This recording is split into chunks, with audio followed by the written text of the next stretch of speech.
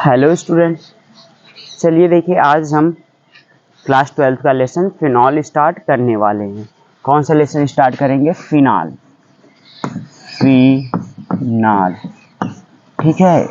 इसका आज क्या पढ़ेंगे? जनरल इंट्रोडक्शन पढ़ेंगे, ठीक है ना, कि जो फिनॉल होता है ये क्या होते हैं, समझ रहे हैं ना। तो देखिए यहाँ पे जो फिनॉल होते हैं ये क्या होते हैं? बेंजीन वलय के एक हाइड्रोजन को प्रतिस्थापित करके क्या बनाते हैं? फिनॉल बनाते हैं। मान लीजिए आपका क्या है? बेंजीन वाला है, यहाँ पे हाइड्रोजन लगी है, यहाँ पे भी हाइड्रोजन, इस साइड भी हाइड्रोजन, यहाँ पे भी हाइड्रोजन, ये भी हाइड्रोजन। अब देखिए बेंजीन वाले की एक हाइड्रोजन को अगर क्या है, ये हाइड्रोक्सिल समूह OH समूह इसको क्या कर दे रहा? प्रतिस्थापित कर दे रहा है, निकाल दे रहा है, ठीक है ना। आपका क्या जुड़ रहा है? OH समूह जुड़ रहा है, हाइड्रोजन निकल रही है, तो ये क्या रहेगा आपका? फिनॉल। क्या किसका निर्माण होगा? आपका फिनॉल का निर्माण होगा, ठीक है। क्या यहाँ पे हो जाएगा? फिनॉल। यही देखिए आपका क्या है? फिनॉल। फिनॉल किसका निर्माण हो रहा है? फिनॉल का निर्माण होगा।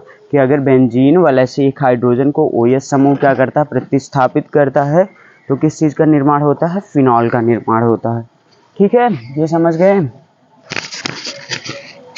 चलिए ठीक है, अब देखिए आगे पढ़ते हैं। देखिए हाइड्रोक्सी यौगिक में एक से अधिक है, इसको लिख लीजिएगा। हाइड्रोक्सी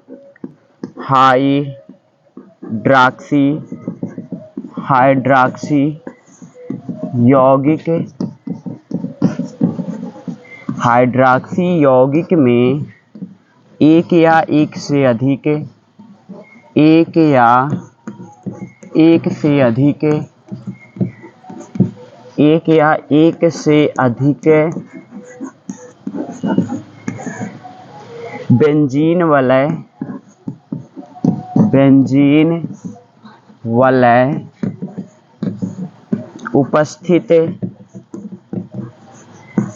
उपस्थित होने पर, बेंजीन वलय उपस्थित होने पर ये एरोमेटिक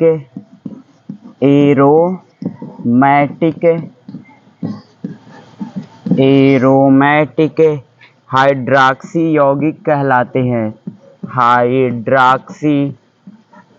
एरोमेटिक हाइड्रोक्सी यौगिक, एरोमेटिक हाइड्रोक्सी यौगिक कहलाते हैं।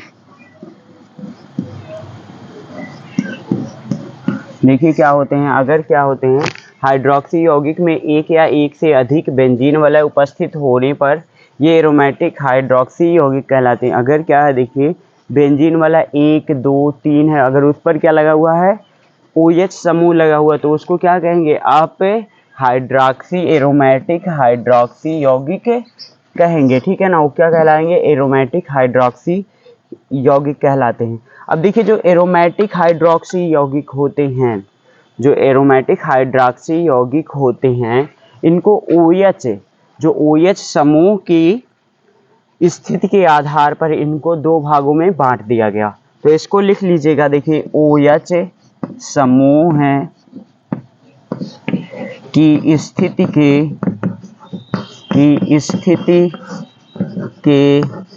आधार पर इन्हें दो भागों में वर्गीकृत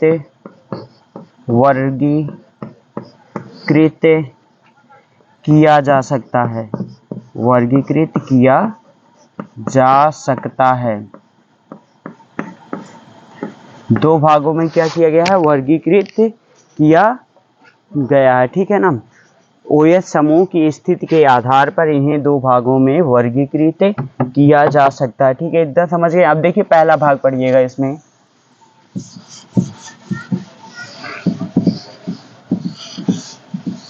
पहला लिख लीजिएगा। देखिए पहला आपका क्या है? आपका है एरोमेटिक एल्कोहल। क्या होते हैं? एरोमेटिक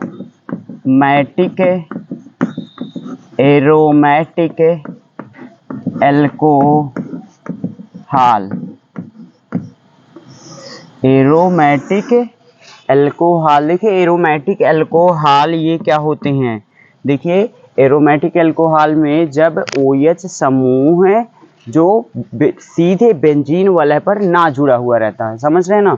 तो इसमें लिख सकते हैं कि जब OH समूह मतलब क्या, हाइड्रॉक्सी समूह है, जब हाइड्रॉक्सी समूह है सीधा बेंजीन वलय, सीधा बेंजीन वलय से ना जुड़कर, सीधा बेंजीन वलय से ना जुड़कर, देखिए जब वो समूह सीधा बेंजीन वलय से ना जुड़कर पार्श्व श्रृंखला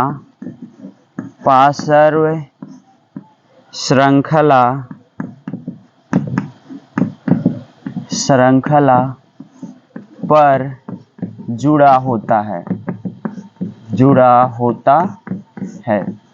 देखिए क्या होते हैं एरोमेटिक एल्कोहल, क्या होते हैं, जब OH समूह सीधा बेंजीन वलय से ना जुड़कर पार्श्व श्रृंखला पर जुड़ा होता है तो उसे क्या कहेंगे आप, एरोमेटिक एल्कोहल कहेंगे। जैसे आप देखिए ये आपका ये हो गया, हाँ ये बेंजीन वाला हो गया, अब सीधा बेंजीन वाले पर नहीं जुड़ेगा, ये एक पार्श्व श्रृंखला पर, देखिए ये क्या होगा, ये पार्श्व श्रृंखला पर जुड़ा हुआ रहेगा। तो यहाँ पे CH2 ये आपका OH, तो OH समूह इस पर जुड़ा हुआ है तो ये क्या हो जाएगा आपका एरोमेटिक एल्कोहल। क्या नाम हो जाएगा, बेंजिल एल्कोहल। क्या नाम हो जाएगा इसका, बेंजिल एल्कोहल।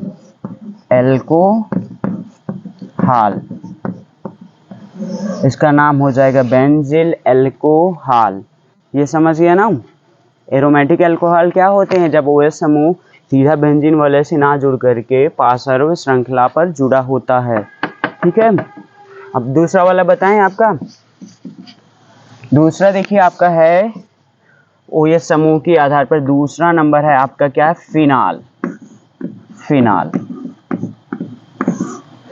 देखिए अब क्या होते हैं फिनाल, अब इसमें OH समूह सीधा क्या होता है बेंजीन वाले पर जुड़ा हुआ रहता है। इसमें देखिए क्या होता है, कह सकते हैं जब OH समूह सीधा बेंजीन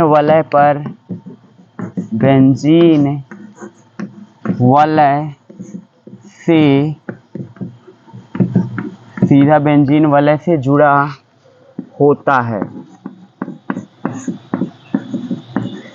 क्या होता है, जब OH समूह सीधा बेंजीन वलय से जुड़ा होता है तो उसे क्या कहेंगे, फिनॉल कहेंगे। ठीक है ना। तो देखिए यहाँ पे क्या है, यहाँ पे ये आपका क्या है बेंजीन वाला है, इस पर देखिए क्या लगा हुआ है, सीधा आपका OH समूह जुड़ा हुआ, तो इसको क्या कहेंगे, फिनाल। इसको क्या कहेंगे, इसको कहेंगे फिनॉल कहेंगे। अब देखिए फिनॉल को क्या कहते हैं, फिनॉल को हाइड्रॉक्सी, देखिए इसको लिख लीजिएगा, फिनॉल को हाइड्रॉक्सी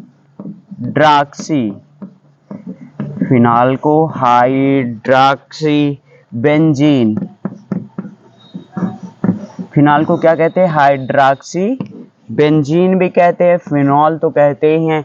और देखिए इसको पहले के समय में कि देखिए इसको देखिए यहाँ पे लिख लीजिएगा, ये इंपॉर्टेंट है, इसको कार्बोलिक क्या कहते हैं, कार्बोलिक अम्ल भी कहते हैं। क्यों कहते हैं ये पहले जान लीजिए।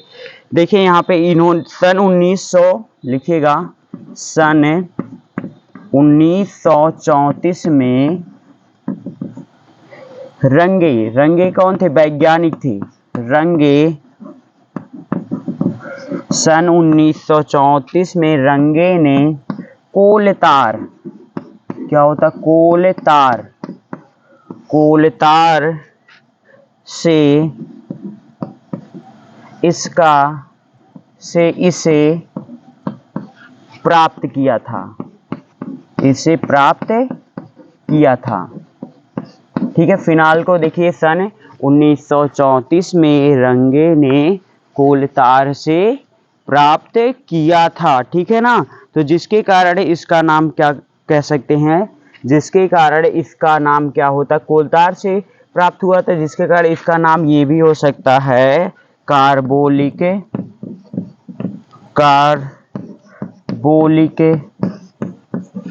कार्बोलिक अम्ल। क्या है, कार्बोलिक अम्ल इसे कहते हैं। ठीक है ना, ये रंगे ने कोलतार से किया था इसलिए इसका नाम क्या है, कार्बोलिक अम्ल। फिनाल नाम है हाइड्रॉक्सी बेंजीन और क्या है, कार्बोलिक अम्ल भी इसका क्या नाम है, कार्बोलिक अम्ल है। ठीक है, इतना समझ गए।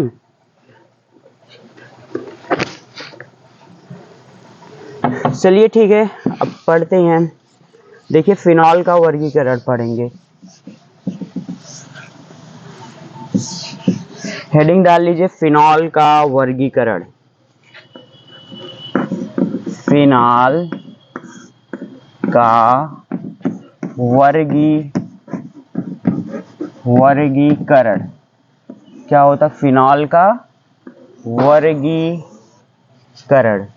ठीक है, देखिए फिनॉल का वर्गीकरण, देखिए इसमें क्या किया था, फिनॉल का वर्गीकरण पहले किसके आधार पर करेंगे, बेंजीन जो OH समूह होता है उसकी संख्या के आधार पर। देखिए बेंजीन वलय से जुड़े बेंजीन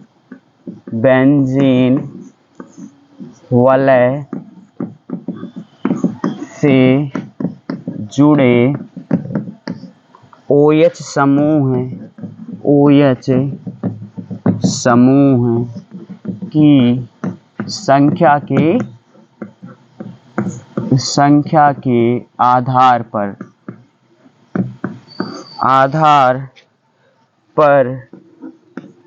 फिनॉल को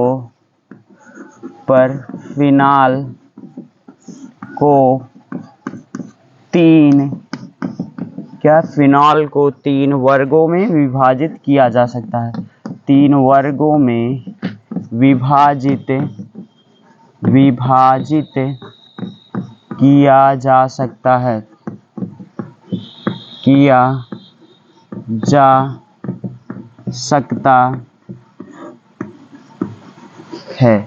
देखिए क्या होते हैं यहाँ पे, क्या होते हैं, बेंजीन वलय से जुड़े OH समूह की संख्या के आधार पर फिनॉल को 3 वर्गों में विभाजित किया जा सकता है। ठीक है, तो अब देखिए यहाँ पे पहले भी पढ़ चुके आप, मोनोहाइड्रिक पढ़े हैं, डाईहाइड्रिक, ट्राईहाइड्रिक एल्कोहल पढ़े हैं। तो इसमें देखिए मोनो में क्या होता था, एक OH समूह रहता था, डाई में क्या रहता, 2 OH समूह जुड़ा रहता था, ट्राई में 3 OH समूह। सेम ये भी ऐसे फिनॉल में है। तो देखिए पहला क्या हेडिंग डाले, मोनोहाइड्रिक फिनॉल। देखिए मोनोहाइड्रिक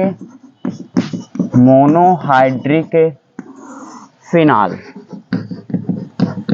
देखिए मोनोहाइड्रिक फिनॉल क्या होते हैं, मोनोहाइड्रिक फिनॉल में जब केवल एक OH समूह बेंजीन वलय से जुड़ा होता तो क्या लिख सकते हैं, जब केवल एक OH समूह सीधा बेंजीन वलय से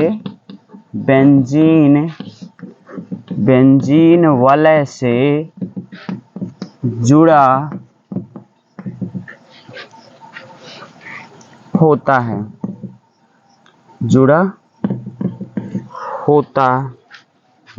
है।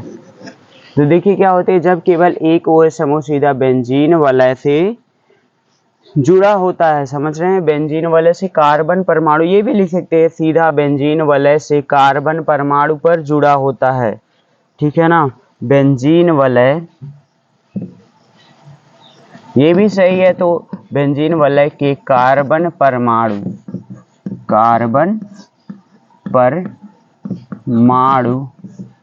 से जुड़ा होता है।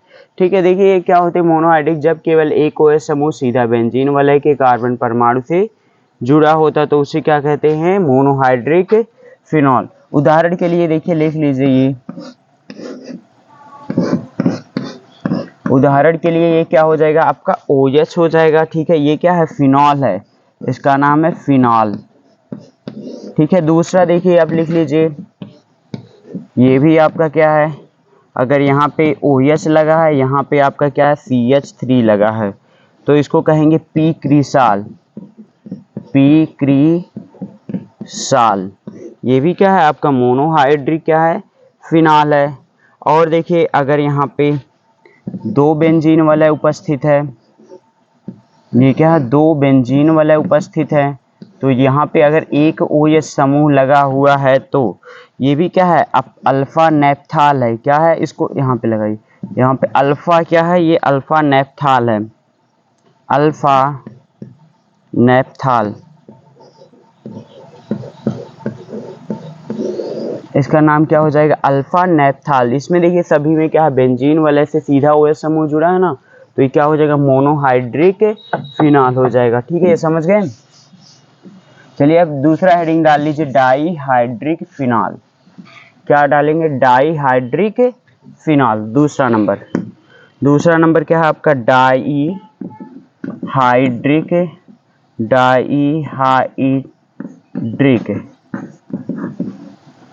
Dihydric phenol. अब देखिए इसमें क्या होगा, इसमें सेम इसमें यही रहेगा। देखिए जब क्या होता है, जब दो OH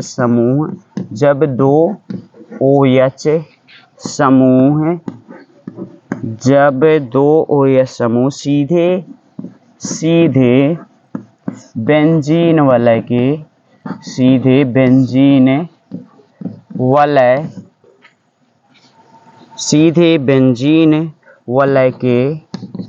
दो अलग अलग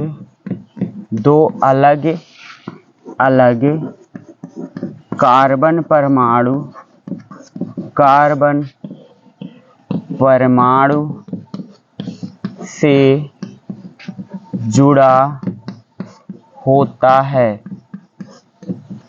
ठीक है, उसे कहेंगे क्या कहेंगे आप, उसे कहेंगे डाईहाइड्रिक फिनॉल कहेंगे। जब दो OH समूह सीधा बेंजीन वाले के दो अलग अलग कार्बन परमाणु पर जुड़ा होता है तो उसे क्या कहेंगे डाईहाइड्रिक फिनॉल। जैसे ये हो गया, यहाँ पे भी OH समूह है, यहाँ पे भी OH समूह है, तो ये क्या है डाईहाइड्रिक फिनॉल है। वैसे ही अगर यहाँ पे यही दे दिया जाए OH की पोजीशन देखिए चेंज कर दीजिए, यहाँ पे OH ये देखिए कौन सी पोजीशन पर आर्थो है, अगर यहाँ पे लगा देंगे 3p क्या हो जाएगा मेटा की पोजीशन हो जाएगी। ठीक है, और अगर यहाँ पे OH समूह है और यहाँ पे लगा देंगे ये क्या हो जाएगा पैरा की पोजीशन हो जाएगी। तो ये सब क्या है आपके डाईहाइड्रिक फिनॉल है, इनका नाम लिख लीजिएगा। इसको कहते हैं कैटिकेल। क्या कहते हैं कैटिकोल, इसको कहेंगे कैटिकोल। अब इसको देखिए क्या कहेंगे रीसार्सिनाल। क्या कहेंगे रीसार्सिनाल, इसको कहेंगे रीसार्सिनाल। फिर अब देखिए इसको क्या कहेंगे क्विनॉल।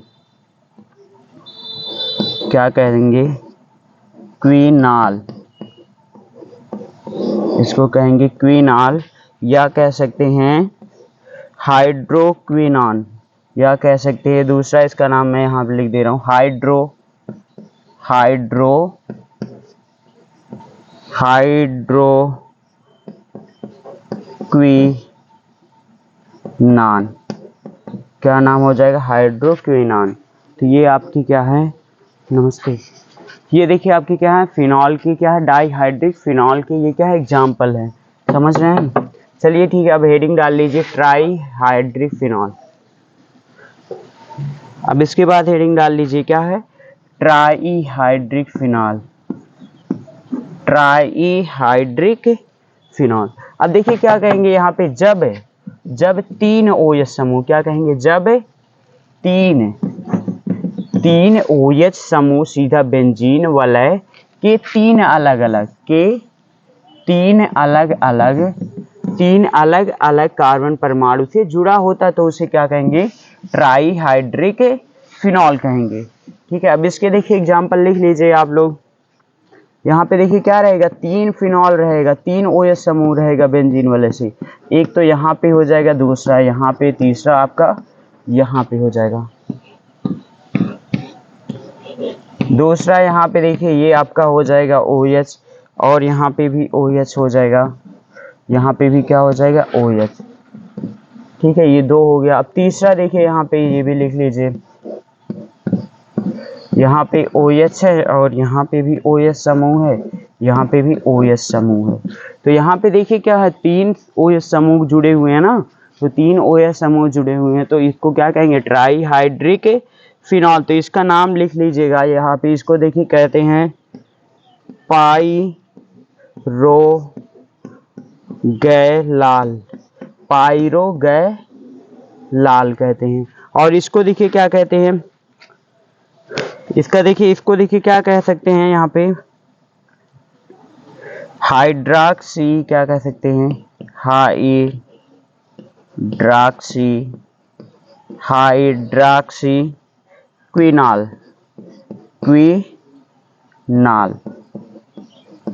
क्या कहेंगे, इसको हाइड्रॉक्सी क्विनाल कहेंगे। और इसको देखिए क्या कहेंगे, इसको कहेंगे